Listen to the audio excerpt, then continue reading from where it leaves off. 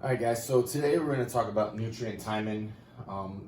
It's one of those things that can go on and on, but we're going to really focus specifically about nutrient timing in terms of performance for resistance training. One of the studies down at the bottom here is for cycling exercise, but most of them are for resistance training. And the reason we're talking about nutrient timing right now is because we do have a product that we are coming out with in the new launch that goes hand in hand with nutrient timing. So just a little hint there for you guys.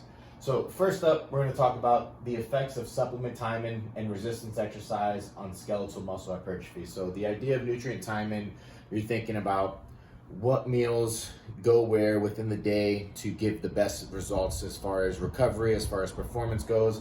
And this study here by Cribb and Hayes in 2006 did a pre-post workout group or pre-post food group that consisted of protein, creatine, and glucose. They did that, and then the other group did the same exact meal first thing in the morning and then late in the evening, not thinking about nutrient timing at all around the workout window. And what they found in the pre and post exercise group is that there was an increase in lean body mass and 1 rep max strength. One of the downfalls of this study is that it is in non-trained people, so you're going to have a higher stimulus rate with non-trained. But it does kind of tell you that, yes, it does make a difference. And if you're looking for that 5 to 10%, then that's going to be important to find those little things that do make a difference. So having protein and glucose, which are carbohydrates, around your training window, pre and post workout, and even during training, which we'll get to next, can help with performance and can help with body composition. The next study here is called Carbohydrate Supplementation Attenuates Muscle Glycogen Loss During Acute Bouts of Resistance Exercise by Haff et al. In 2000. And what they found here is that they had one group consume a pre-workout carbohydrate, which consisted of 1 grams per kilogram, and then during the training, every 10 minutes, they consumed more carbohydrates, which was 0.5 grams per kilogram. What they saw was that the group that consumed the carbohydrates instead of placebo group that consumed whatever liquid they had with no carbohydrates, there was significant less muscle glycogen degradation. So you think about training, and these were highly trained men as well. You think about training, you're training to reduce muscle glycogen, or your training does reduce muscle glycogen in your body. And the more reduction in muscle glycogen you have, the more it's going to affect your performance.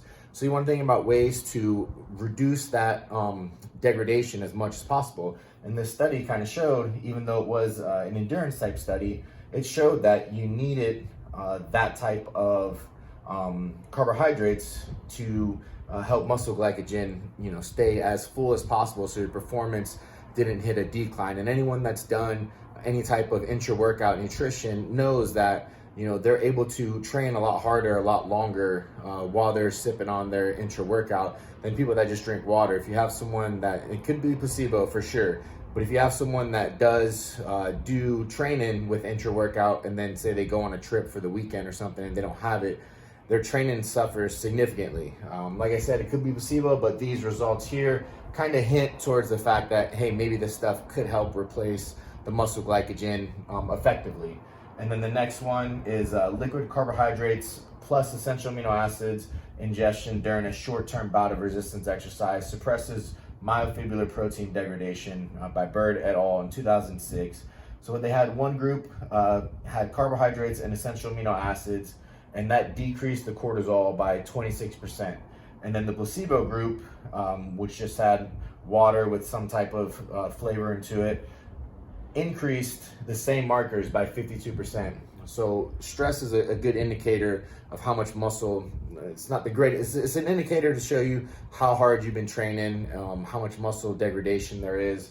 And by having the carbohydrates and essential amino acids together, it showed that it was more anti-catabolic, which means that you're gonna have less actual muscle breakdown going on while you're training. So you're gonna repair your muscles a lot faster in the recovery process.